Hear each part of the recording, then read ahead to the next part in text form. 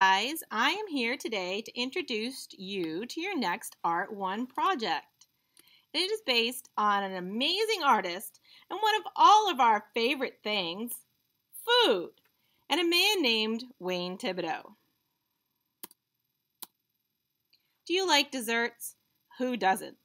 Since I developed type 2 diabetes, I think about desserts a lot more than I did in the past, because of course, we always want what we can't have.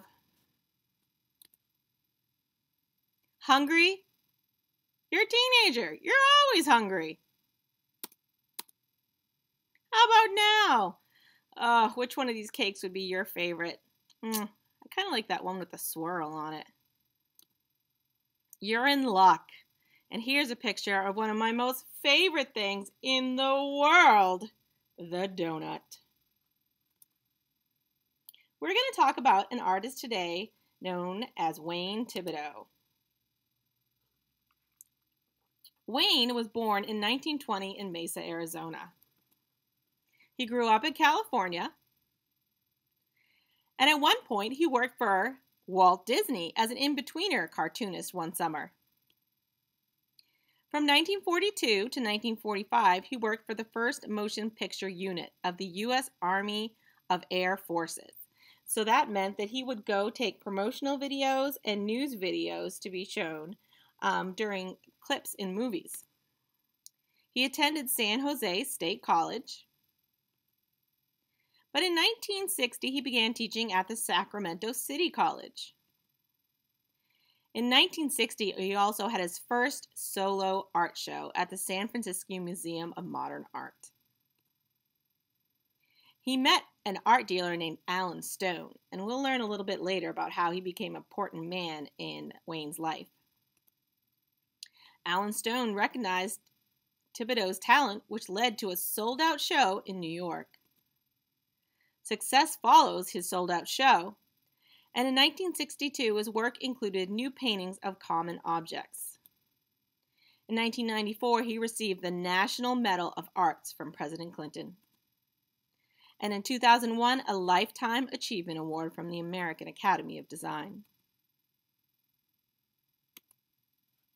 We're going to watch this little video which talks and tells a lot about the man Wayne Thiebaud and his art. His name is Wayne Thiebaud, and if you missed the retrospective of his work some months ago, don't worry, we've arranged this special showing. They say you should never start a meal with dessert, but you can use cake to launch an art career.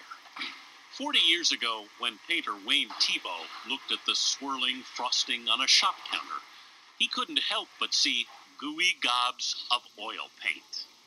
Do you like the way that he used so much paint that it looks almost like real icing? Not long ago, the Whitney Museum in New York looked a bit like a bakery window.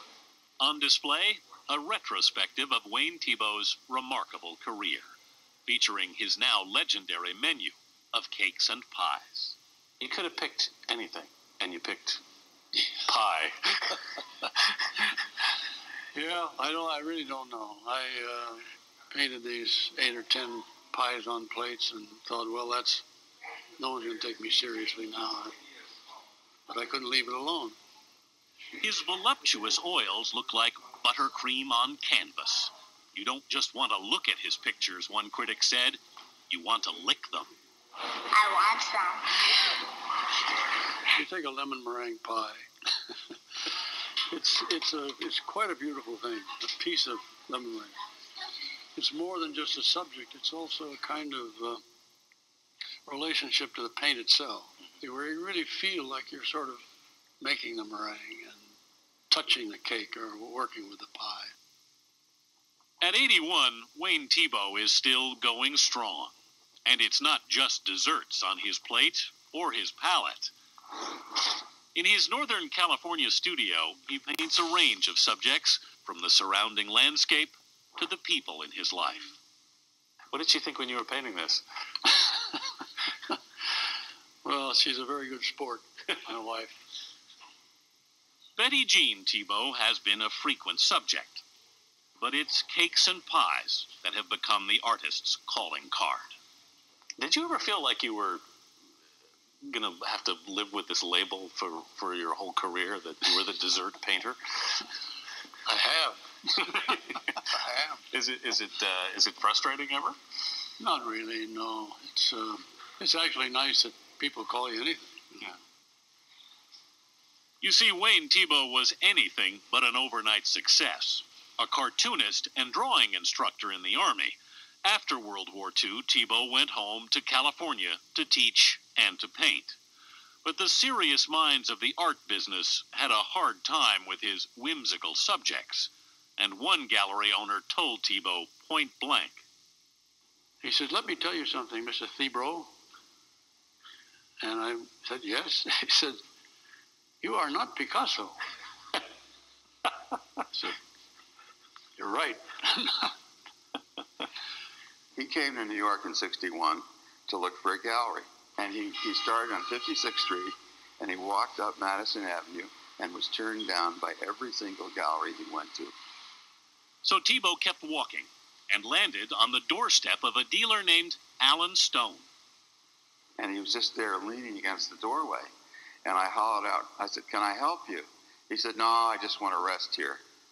I said, "What are those things under your arms?" He said, "Oh, they're rolls of paintings, but you wouldn't be interested in these. Nobody else is." Stone coaxed the roll of paintings out from under Thiebaud's arm and put some up on the wall. I mean, my first reaction to his paintings were, this guy must be nuts, you know? And because they were just these rows of pies and cakes and silly looking. And after a while, there was a kind of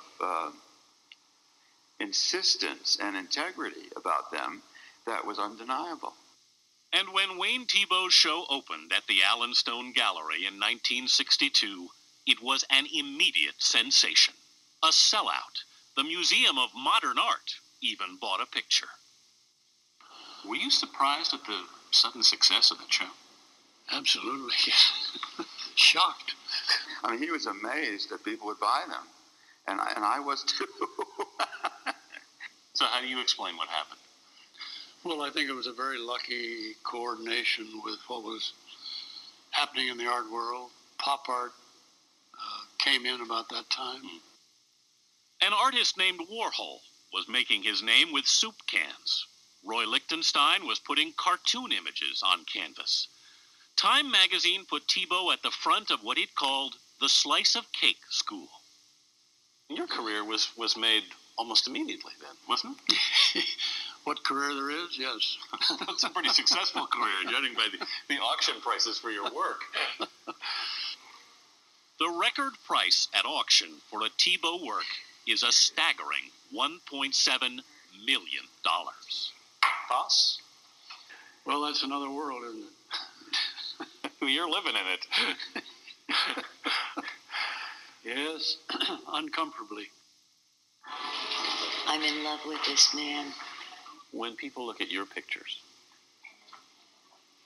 what do you want them to see? I'd like for them to laugh a little.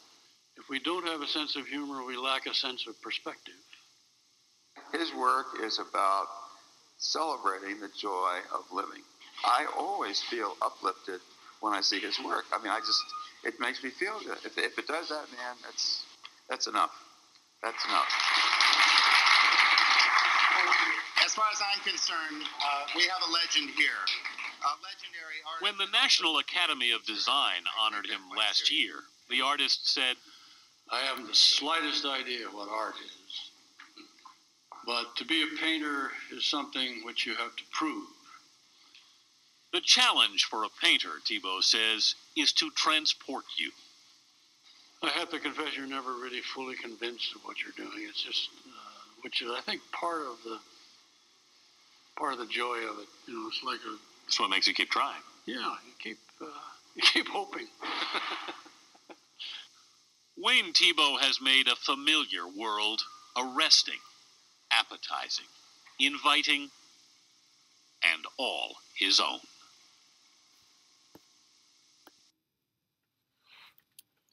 All right.